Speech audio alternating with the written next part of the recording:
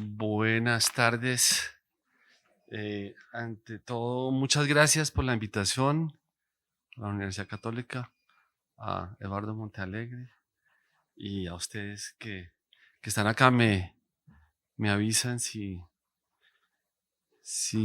me estoy. A veces yo me alejo porque tengo presbicia, entonces tengo que decidir o entre micrófono o texto. Pero ahí uno la logra. Este es un signo de la presbicia. Hay que quitarse las gafas de la miopía. Bueno, eh, mi texto se titula Paz y Hegemonía. Es, podríamos decir que no es un texto acabado, es algo que se está componiendo desde hace rato y tiene diferentes motivos de reflexión. Realmente en lo fundamental lo que yo voy a hacer es plantearles unas ideas sueltas.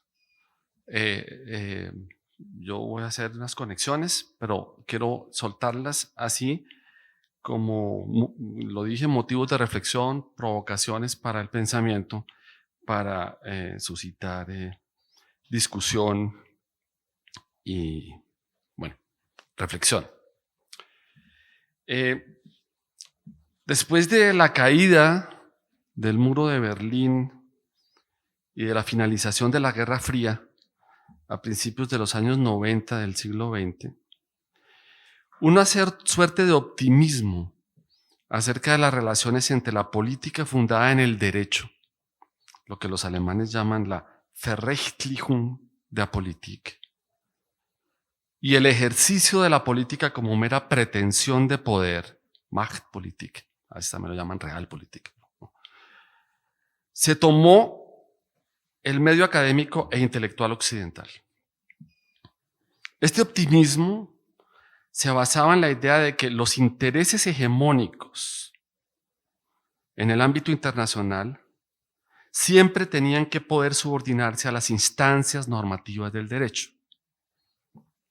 Con el tiempo, ese optimismo ha cedido al punto que algunos lo han declarado como muy prematuro. Y en la actualidad, por lo menos es mi caso, lo que reina es más bien un pesimismo impotente. Las crisis humanitarias que empezaron a verse por todo el mundo cuando todavía no se había terminado de celebrar la apertura de la Puerta de Brandenburgo y que eran el resultado de confrontaciones armadas de todos los tipos, hicieron creer que había que volver a considerar la relación entre la política fundada en el derecho y la política hegemónica como una relación de oposición. Hoy en día parece eso más claro todavía si se considera la agresión rusa a Ucrania de principios del 2022.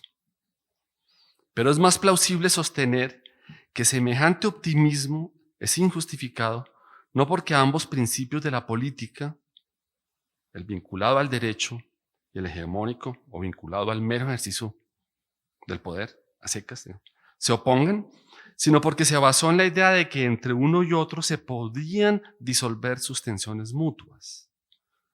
Seguramente es siempre necesaria la tensión, o si se quiere mejor, el equilibrio entre ambas formas de la política y la idea de una completa subordinación de la política al derecho. La idea de una completa Verrechtlichung de la política es una quimera. Surge entonces inmediatamente la pregunta, es la primera reflexión que dejo. Habría que pensar entonces en lo segundo más bien, en que los intereses del derecho se han de someter a meros ejercicios hegemónicos que no son más que la expresión muy sofisticada de ejercicios hegemónicos. Puede ser, y hay toda una línea de interpretación que va por ese lado, pero personalmente yo tengo mis dudas de que el hecho de que lo primero no sea cierto, la subordinación de la hegemonía del derecho, implique necesariamente que deba haber entonces una subordinación del derecho a la mera hegemonía. Más bien había que pensar en una relación compleja de ambas cosas. Evidentemente, la fundación jurídica de la hegemonía obedece o responde también a intereses hegemónicos, pero no puede quedarse solo en ello, sino que a lo largo del tiempo se tiene que ir estableciendo como principio de derecho basado en otros elementos que no sean los de la mera hegemonía. Eso es todo un problema muy delicado. Yo dejo solamente la reflexión y lo dejo como pregunta. ¿Sí? Yo tengo mis dudas acerca de como la llamaba Montaigne, un origen místico de la autoridad. Es decir, evidentemente, la autoridad tiene un origen, llamémoslo así, real, político, ¿sí?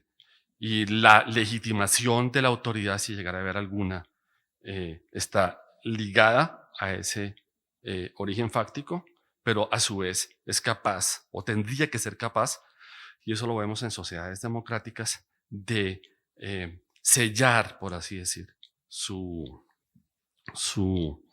base fáctica a través de principios jurídicos más firmes, más estables.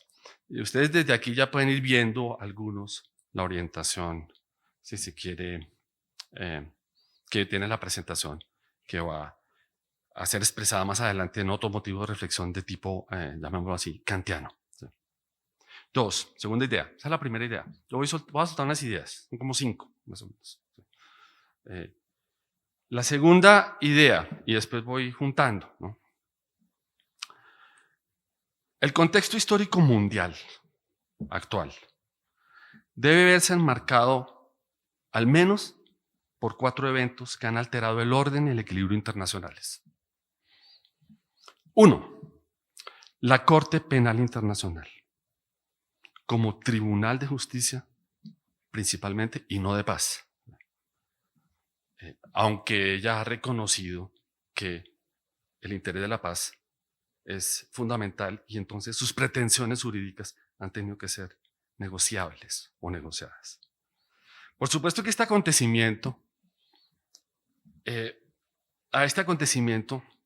hay que añadir el significativo hecho de que países como Estados Unidos, Rusia, China y otros no han suscrito el Estatuto de Roma. De suerte que la Corte Penal Internacional no tiene competencia sobre ellos en relación con delitos de guerra y de lesa humanidad. Esto trae consigo una suerte de limitación de facto del alcance universal de los derechos humanos. Es un punto también a anotar.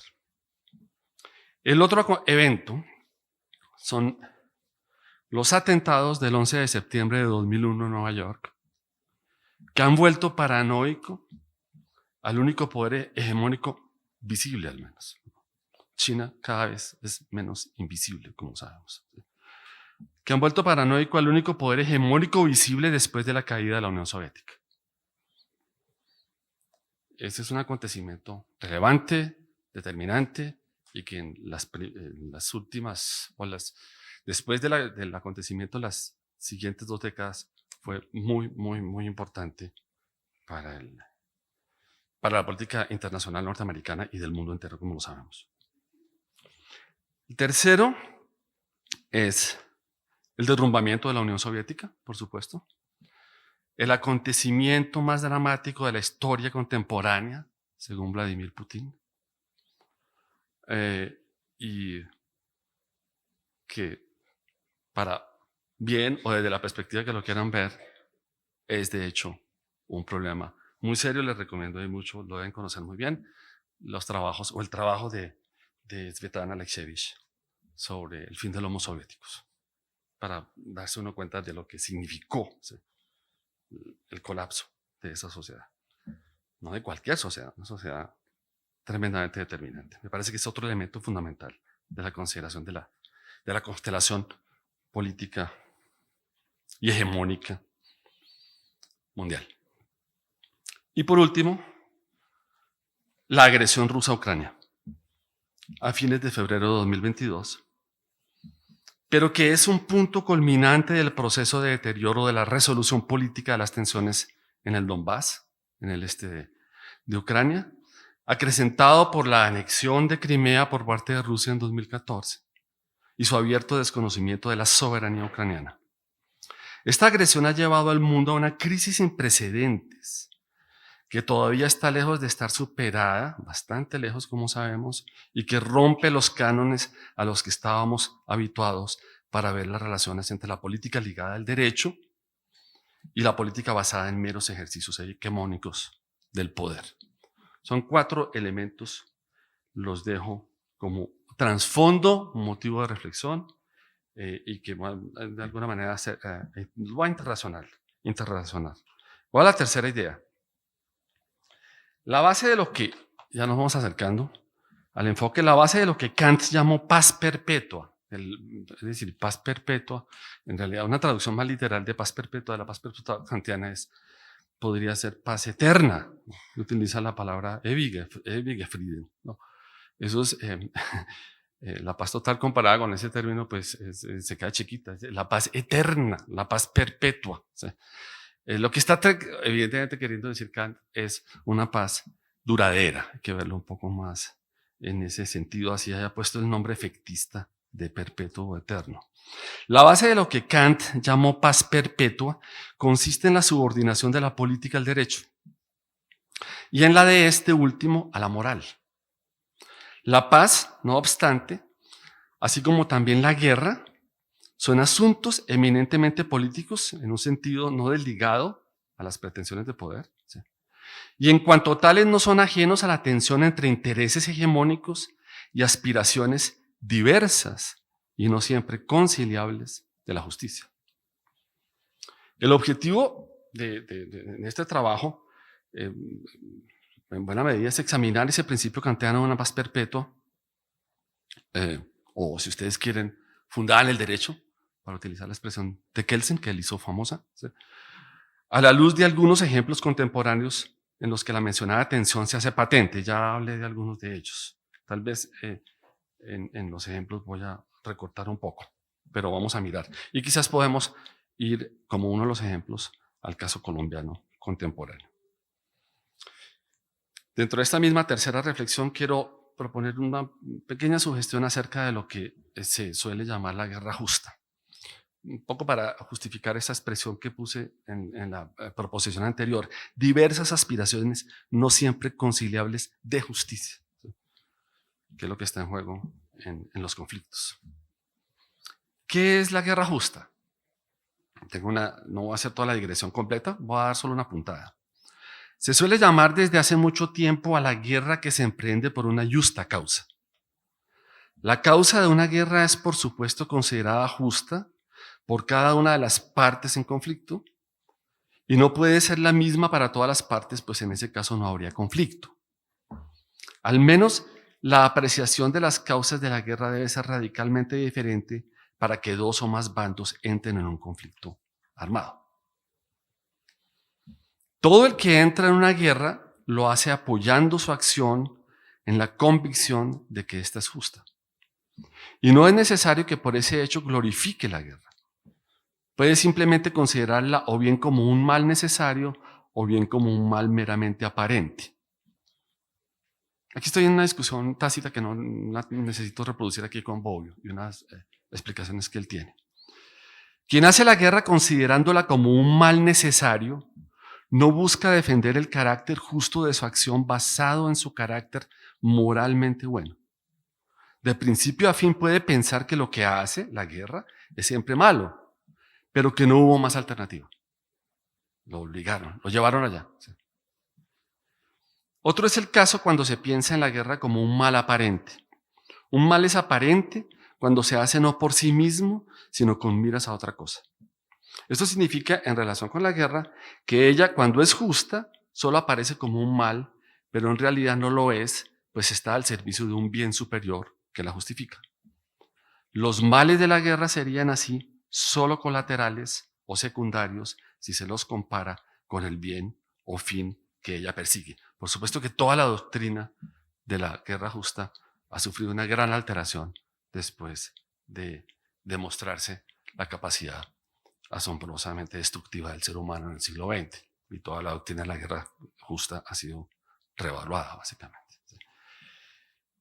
En relación con esto, una cuarta reflexión, pero muy conectada con esta, voy a hablar de justificación de la guerra o de la violencia, si ustedes quieren.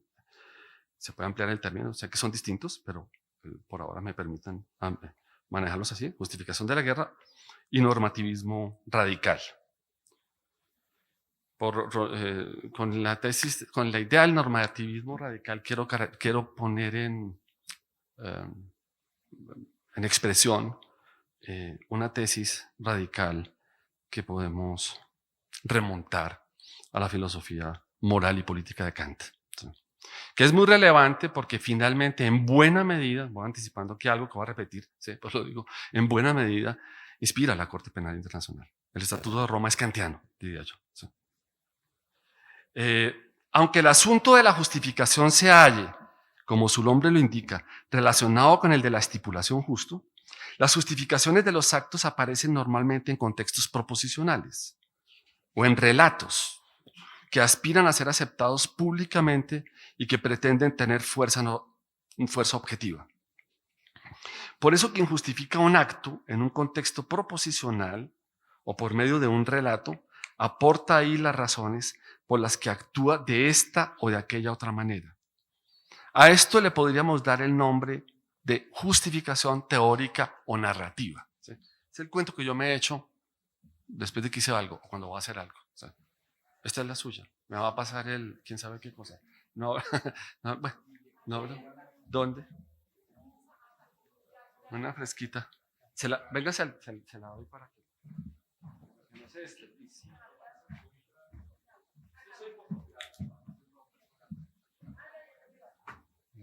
Gracias. Bueno.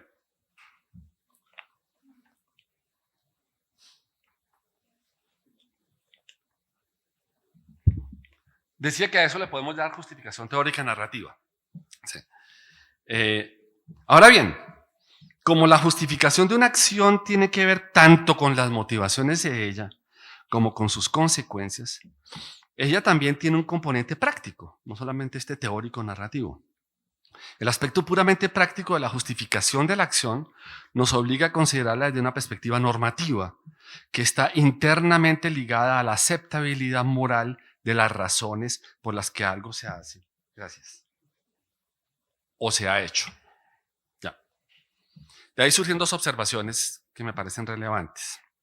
En primer lugar, no parece fácil establecer siempre una demarcación entre lo que es una razón objetiva para obrar y una razón meramente subjetiva o que vale principalmente para la gente o el grupo de agentes o incluso solo para él. Es una. ¿Sí?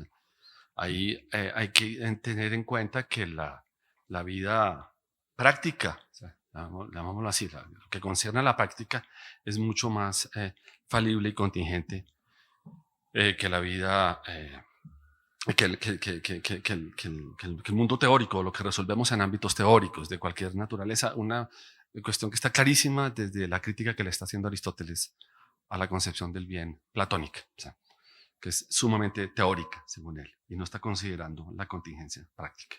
Listo, es una observación importante. La segunda, si se le da mucho peso al carácter normativo de la justificación práctica de la acción, o sea, si ponemos el énfasis de la justificación en la aceptabilidad moral de las razones por las que se actúa, resultará de ahí muy seguramente que muchas justificaciones teórico-narrativas de una acción no pueden valer como justificaciones prácticas. Esta conclusión tiene una versión fuerte, que puede remontarse a Kant y a su idea de que lo teórico, lo explicativo, y lo práctico, afectado siempre por consideraciones normativas de índole moral, son mutuamente irreductibles. Lo que dice la versión fuerte de la conclusión en cuestión es que nunca, no es que algunas veces, sino nunca, eso es Kant, ¿sí? Todo o nada. Nunca una justificación teórico-narrativa puede valer como justificación práctica de una acción. La lucha contra el comunismo, que era una prioridad fundamental por las razones que fuera, había un relato, ¿sí?, en la dictadura de Pinochet, ¿sí?, no justifica nunca, por legítima que sea, supongamos que fuera cierta, ¿sí?, que el comunismo era un desastre y que había que desmantelarlo como fuera, no justifica de ninguna manera la tortura. Es un ejemplo básico, y hay muchos del mismo estilo. Eso es lo que diría esta tesis fuerte, ¿sí? Dice que nunca una justificación teórico-narrativa puede valer como justificación práctica de una acción. De acuerdo con esta postura, la alta significación moral de una acción, que puede ser determinada, por ejemplo, por las consecuencias que acarrea para los otros, impide que su explicación por medio de razones teóricas y narrativas sirva de justificación, pues como en el ámbito de la acción el límite entre lo subjetivo y lo objetivo es difuso, habrá de prevalecer una consideración estrictamente normativa a la que no le preocupa ya la explicación de la acción, sino su valoración. Llamaré a este punto de vista normativismo radical. Los participantes responsables en una guerra, en un conflicto armado, tienen todos ellos razones para estar en guerra y todos ellos quieren hacer valer sus razones como razones objetivas, aceptables públicamente. Todo actor armado en un conflicto busca justificar su acción por medio de un relato. Pero no es del todo claro que todas esas razones valgan como razones efectivamente objetivas.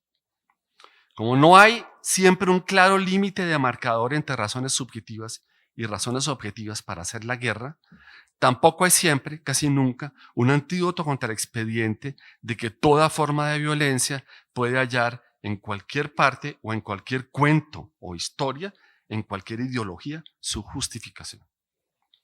De ahí que el ámbito normativo moral en el que se debe inscribir la justificación práctica abogue por detener la búsqueda de las justificaciones teóricas, es decir, no siga por ahí. ¿Sí?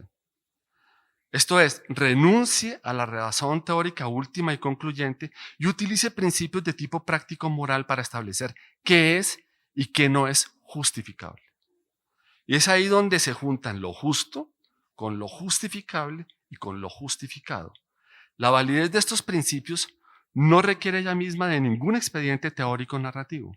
Es más, según la visión radical de esta manera de pensar, no puede tenerlo. Desde un punto de vista práctico-moral, tiene tanto peso normativo el concepto de persona o el de los derechos inalienables de la persona, como el de su invulnerabilidad, la Unantastbarkeit, en la que hablan los alemanes en uno de los artículos de la Constitución, ¿sí?, ¿no?, para hablar de inviolabilidad. Intocabilidad sería una traducción muy, muy literal, ¿sí? El artículo dice, la dignidad del ser humano es intocable. Este es un principio que no requiere, no está en el ámbito teórico ni aspira a ser la base de un relato, sino que es un principio, es una conclusión de tipo práctico que debe valer en el caso, si se hace valer el concepto de persona. Ese principio, que es como la base de los derechos inalienables, sostiene que no hay justificación teórica alguna, basado en el relato que sea, que valga para justificar prácticamente, como decía ahorita, por ejemplo, la tortura. O sea, nunca, según esto, puede ser justificada prácticamente la tortura, así se aleguen las razones teórico-narrativas que sea, como medio o mal menor para tal y tal. O sea, pero no porque sea imposible alcanzar estas últimas, sino porque en un caso como el de la tortura, el de la violación de la integridad física de la persona, no es aceptable ninguna justificación, ya que nos hemos situado en el terreno normativo y práctico, que es, en el caso de valores, como el de los derechos inviolables de las personas, irreductible al ámbito que he llamado teórico-narrativo. Ese es el núcleo de esa reflexión que termino con lo siguiente, esa cuarta reflexión. La razón. Aquí viene una lista de ejemplos, pero dejemos así con el de Pinochet. Ya estamos satisfechos. La razón por la que una justificación teórico-narrativa no puede ser usada como justificación práctico-normativa se basa en el alto contenido moral de la noción de persona, de su dignidad y de la respetabilidad de sus derechos más fundamentales, como el de la invulnerabilidad o la intocabilidad de esa dignidad. En otras palabras, la violación de los derechos humanos y de las personas no es justificable, pero no porque no haya razones de tipo teórico narrativo que la soporte, sino porque no es posible brindar razones que práctica y moralmente sean aceptables a favor de esa violencia, de esa violación, perdón. Eso es lo que sostiene la tesis radical de raigambre kantiana, según la cual la racionalidad teórica y la racionalidad práctica son mutuamente irreductibles y que, en mi opinión, eso constituyen buena parte de la base del Estatuto de Roma. El delito de lesa humanidad, o también el crimen de guerra, derivan su carga normativa del hecho de ser delitos que atentan contra la dignidad y valor de las personas, y este último concepto, a su vez, es, en términos kantianos, quizá la principal fuente de toda normatividad. Persona es lo que no tiene precio sino valor, y además en sí. Las personas, por eso, no pueden ser intercambiadas como mercancías. Las personas encarnamos, según esta concepción de la Ilustración tardía, los principales valores atribuibles a la humanidad. El concepto de persona, según esto, es el que demarca el campo repelente en el que lo teórico y lo práctico no se tocan ni se pueden tocar, no por razones empíricas, sino eminentemente conceptuales. Por supuesto que aquí valdría la pena hacer ampliaciones, ¿no? Esta idea es demasiado centrada en el ser humano y en la persona. Hoy en día el animalismo ha propuesto una ampliación del concepto de los derechos.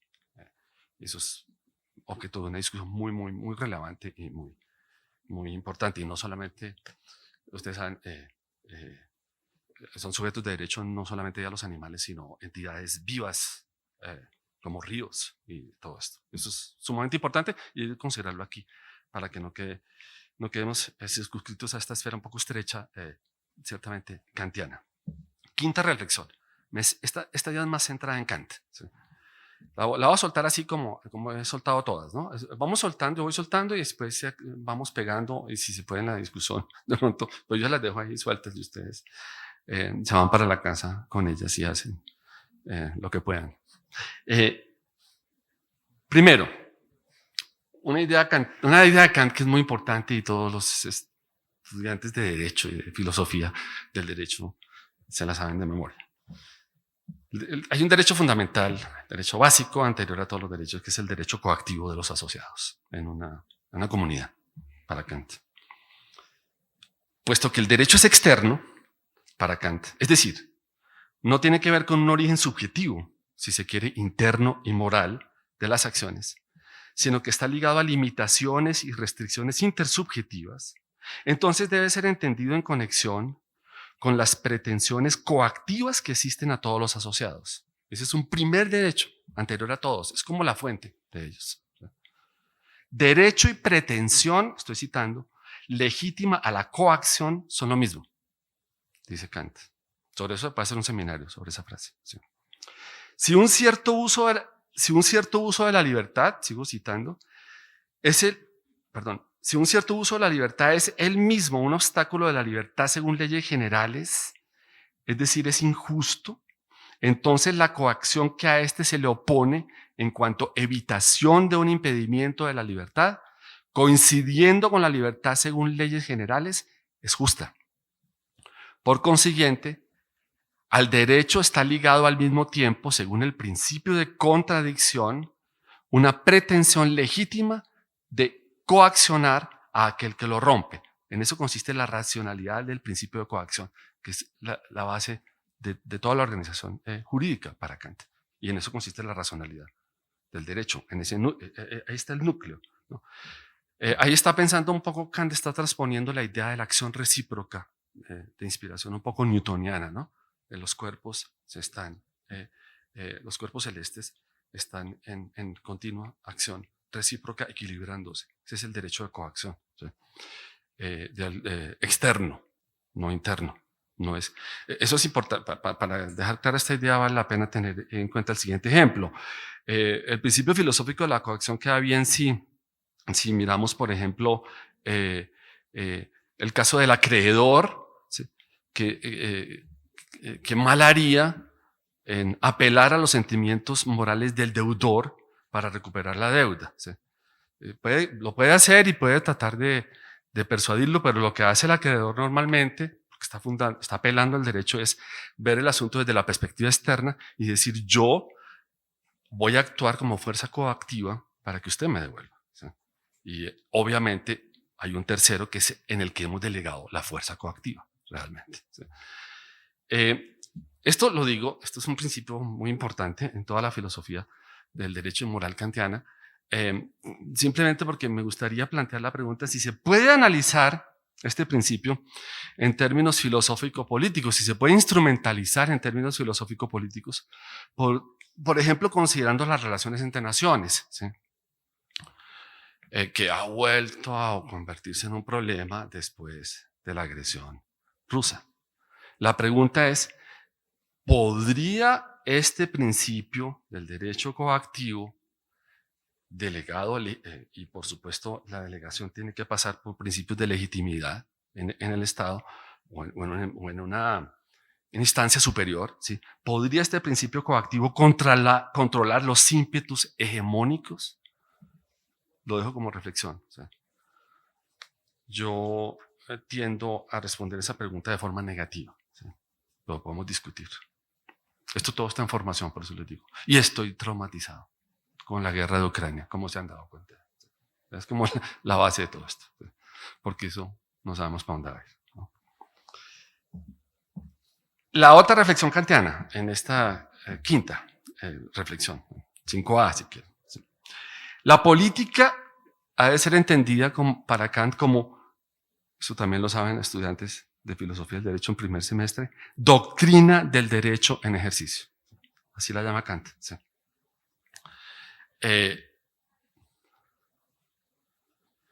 Por supuesto que, es decir, ahí está clara en esa formulación, está claramente expresada la subordinación de la política y de la autoridad al derecho.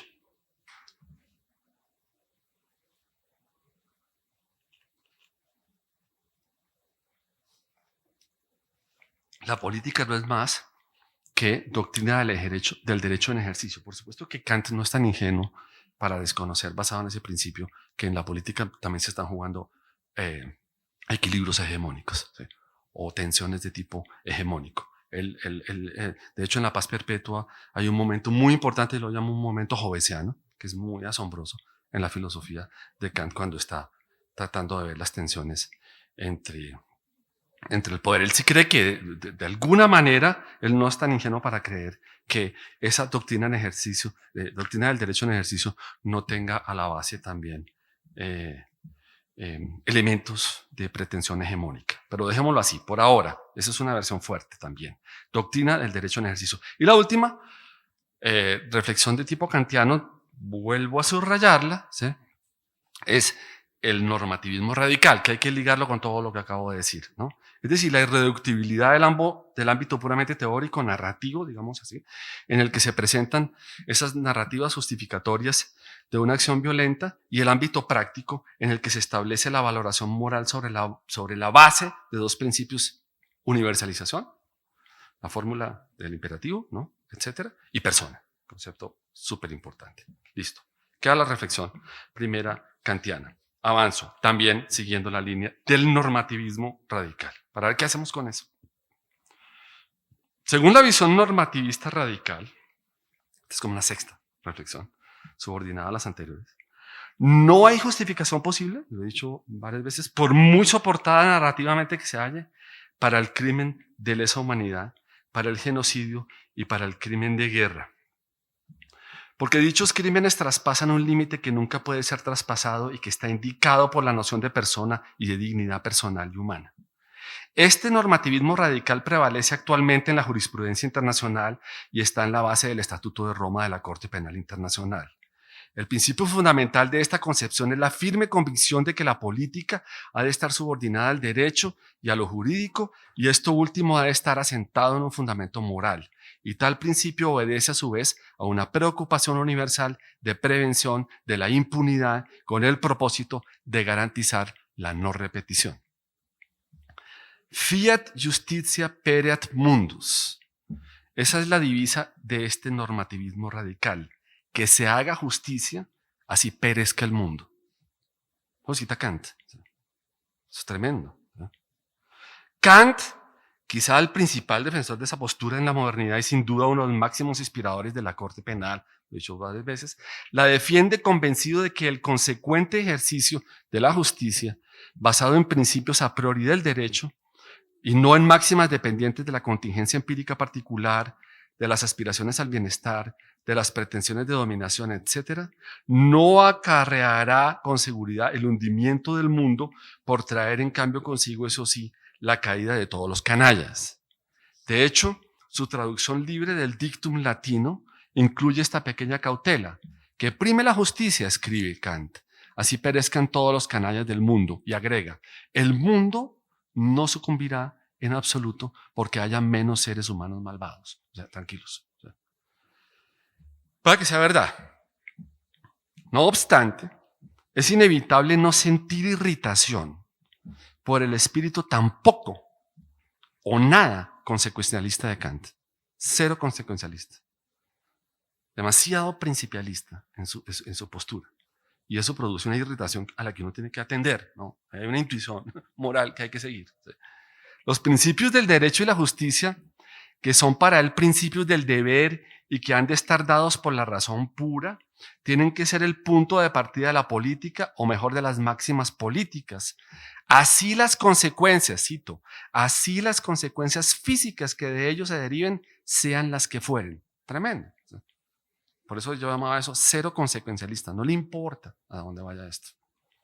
De ahí que hable del concepto puro del deber del derecho, que por supuesto lleva aparejado el concepto de un deber inexcusable de la justicia. La motivación conceptual de este normativismo radical es perfectamente comprensible y clara. Se trata de la creencia en que el aseguramiento de la paz no puede depender de circunstancias cambiables y caprichosas, subjetivas, empíricas. Si la paz es un bien que se desea alcanzar y mantener de manera estable y duradera, es como la premisa, ella entonces debe estar fundada en el derecho. Y este a su vez debe descansar en principios superiores e incluso subyacentes a las contingencias, a la facticidad. El derecho fundamentado objetivo y racionalmente, a priori, en términos kantianos, es por consiguiente el único que en estricto sentido asegura la paz y la hace duradera, no porque se busque. Ese es el giro que es un poquito, que viola un poquito el sentido común, la tesis kantiana, ¿sí? No porque se busque la paz, no. La paz no se busca, no se ha de buscar la paz, se ha de buscar la justicia. Y sobre eso podemos discutir qué es eso, ¿sí? ¿Qué es justicia? ¿Sí? Se va a buscar la justicia. La paz, si se busca la justicia y se alcanza la justicia, la paz se seguirá por añadidura. No es el propósito la búsqueda de la paz. Es una tesis muy fuerte en las consideraciones de Kant sobre la paz. Hay un paralelo interesante con esas concepciones estoicas radicales. Estoy pensando en Cicerón, bueno, no era tan radical, pero y también el mismo Kant con respecto a la felicidad, ¿no? Hay un paralelo interesante. Yo solo llamo la atención sobre él porque me ha parecido a mí siempre muy llamativo, ¿sí?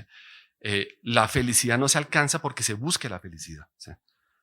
Se ha de buscar el bien y se ha de obedecer a los principios normativos de lo que consideramos el bien, y la felicidad se seguirá por añadidura, ¿sí?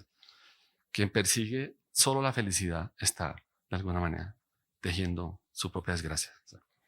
Es un punto interesante. Kant tenía esa vena estoica también fuertemente marcada. Sin embargo,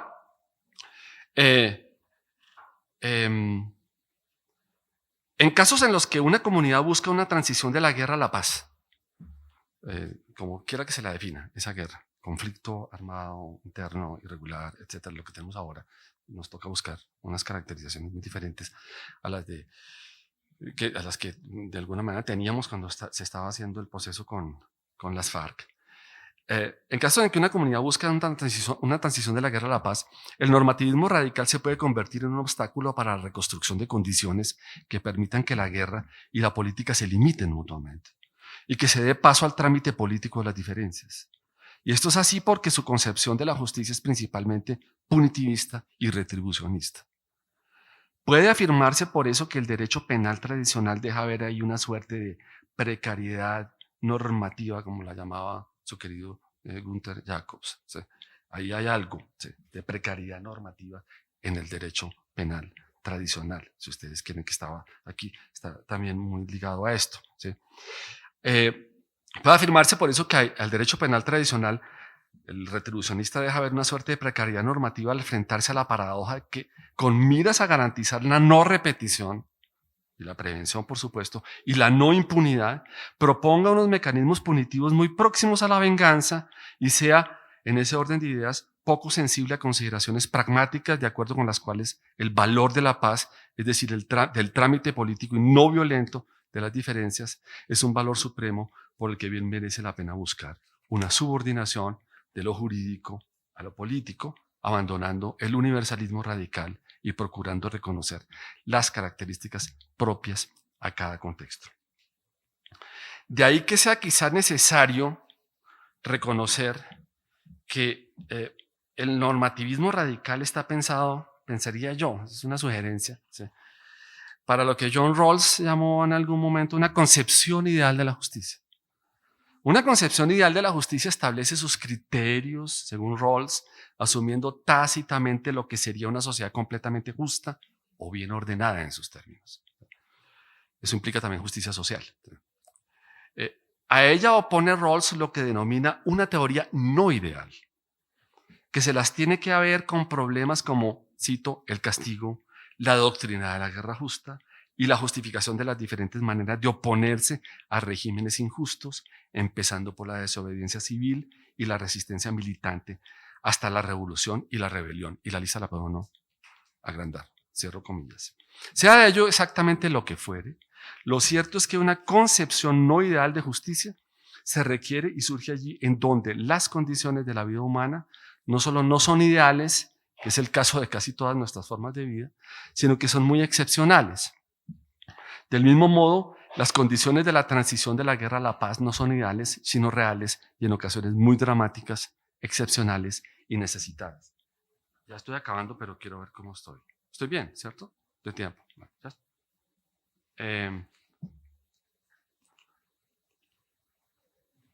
Ya estoy acabando.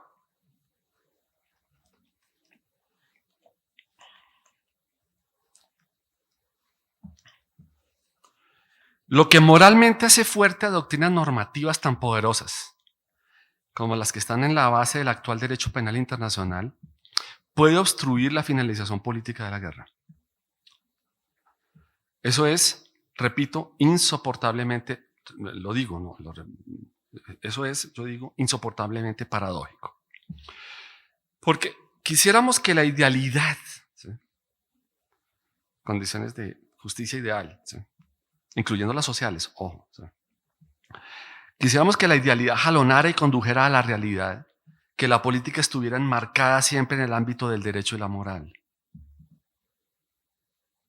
Pero realidades políticas como las de un tránsito negociado de la guerra a la paz requieren de una articulación mucho más pragmática y menos fundamentalista entre lo jurídico y lo político. El riesgo, hay que tomarlo, yo creo que es el que está, sobre el que está llamando la atención, están llamando la atención Kant y Kelsen y tutti quanti, ¿sí? El riesgo es que al hacerlo, los acuerdos de paz se vuelvan meros armisticios, negociaciones endebles, ¿no? Hasta ahí, digamos, esa es como la quinta reflexión. Vuelvo para cerrar este grupo de motivos, de llamados a la reflexión, a la tensión entre hegemonía y derecho. De pronto situándolo un poquito, ¿no?, con unas preguntas. ¿Sí? Primero, ¿cómo negociar con grupos no políticos, pero sí de facto hegemónicos? Entonces decimos, es lo primero que se le ocurre decir a cualquiera y lo dicen los influencers que citó Luis Eduardo. O sea, lo que se ha de negociar, por supuesto, es el sometimiento de un poder hegemónico, que no se cuestiona, a otro de un poder, lo que se ha de negociar es el sometimiento de un poder hegemónico, menor, digamos, a otro superior y con fuerza coactiva basada en derecho, o sea, legitimidad democrática. Es la que le da capacidad y poder a ese poder superior hegemónico para establecer, digamos, en la negociación los principios del sometimiento. Es una. B, otra sugerencia, otro motivo de reflexión, contextualizado, referido. Ustedes ya están sabiendo, ya se están dando cuenta en qué estoy pensando. ¿Sí? ¿Cómo negociar con grupos políticos? Ya hay una experiencia. ¿Sí? Con grupos que sí tienen carácter político. Con ellos, sabemos, no se negocia el sometimiento, pero sí la entrega de armas, entre otras. Estoy hablando solo del momento de la negociación. Es decir, el reconocimiento del monopolio de la fuerza por parte del Estado, nuevamente sobre la base de su reconocimiento como actor coactivo legítimo. Ya hay una ruta que está muy cuestionada y está muy atropellada, que es la que abrió el proceso Santos-FARC, ¿no? En el caso colombiano, pero de ella habría que preguntarse si se puede aprender algo. Yo creo que todavía, ¿no? Y lo que hay es que no voy a decir nada nuevo, ni del otro mundo, ni espectacular, fortalecer mecanismos de la implementación, especialmente ese primer punto que está tan crudo. O sea, evidentemente esto tiene que estar ligado a una política de seguridad muy fuerte y legitimada, ¿sí? Porque a la gente la están matando, lo sabemos, ¿sí? A los desmovilizados los están matando. Entonces, ahí tiene que haber una presencia estatal, hegemónica, legítima, muy poderosa, muy fuerte, ¿sí? Y lo dejo solo como sugestión, y mientras no se resuelva el problema de las drogas en Colombia y en América Latina, todo lo que estamos haciendo son saludos divinos a la bandera. Ese es mi punto de vista. ¿Sí?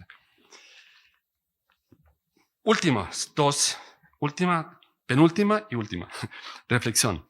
Rápidamente, muy puntual, son puntillitas, porque tiene que ver con la obsesión que ha provocado todo esto, que es el conflicto Ucrania-Rusia. Lo anterior está muy conectado con Colombia y nos podemos orientar a eso, que es muy importante, es como el objeto, pero yo quiero de todas maneras decir algo sobre lo otro, porque ahí está, en el conflicto Ucrania-Rusia, la pregunta es, ¿hegemonía y derecho o solo hegemonía? Un poco como yo lo he venido diciendo. Entonces dejo dos ilustraciones para que pensemos. Yo no tengo una tesis ni tengo una interpretación definida de todo lo que está pasando ahí. ¿Sí? Lo he estado siguiendo mucho, con mucho cuidado y con mucho pesimismo. ¿Sí?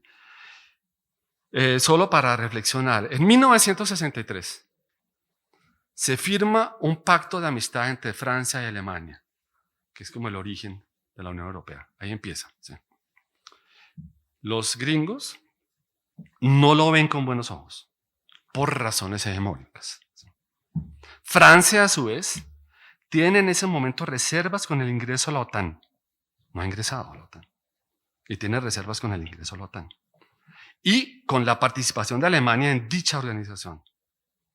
Pregunta, vale la pena ilustrarse, enterarse históricamente, preguntarse, ¿por qué en ese momento no se rompe el pacto? ¿Y por qué no hay un conflicto parecido al que hubo en el caso de Ucrania? ¿Qué pasó ahí? Yo dejo abierta. Es un motivo de reflexión.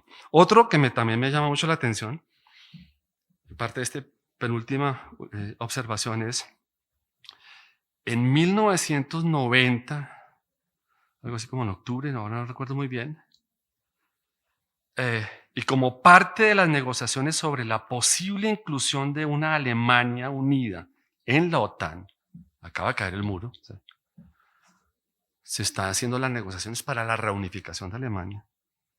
Y uno de los puntos de negociación es cómo va a ser la situación de una Alemania unida con respecto a la OTAN. ¿Entra o no entra? En ese momento, Gorbachev sostuvo que Rusia, o propuso que Rusia, podría ser parte de la OTAN y rediseñar la organización, reenfocar los objetivos. Baker, que era el secretario de Estado, dijo que eso era una locura. O sea, sería interesante mirar qué tan loco era Gorbachev a la luz de lo que está ocurriendo. ¿Qué pasa con eso? ¿Por qué eso no dio lugar a conflictos? Bueno, el caso de la Unión Soviética es algo más complicado lo que pasó, ¿no? Hay actualmente, lo sabemos, una voluntad de Ucrania desde antes de estas agresiones de ingresar a la esfera de influencia occidental, Unión Europea y OTAN, porque eso lleva a la catástrofe que estamos viviendo. O sea, es una pregunta muy ingenua. Cualquier periodista le decía, no, lea las noticias. No, pues a mí me sigue pareciendo que no encuentro una razón suficiente para que eso lleve a la catástrofe que estamos viendo, sin desconocer el conflicto interno ucraniano, ¿no? O sea, que el este y el oeste tienen dos visiones un poco distintas de la organización. Eso es un motivo de reflexión. No tenemos que hablar de eso. Yo solo se los quería dejar porque era parte de mi inquietud. Y termino ya con la última, que es como una tesis. Otra vez vuelvo. Quizás quisiéramos en un sentido no volitivo simplemente, sino también conceptual, que la política esté subordinada al derecho y esta última a una moral universalista, satisfactoria, bien formulada. Pero esto no parece posible. Se hace política con impulsos normativos irrenunciables, pero en un mundo sacudido por intereses hegemónicos. Les agradezco la atención.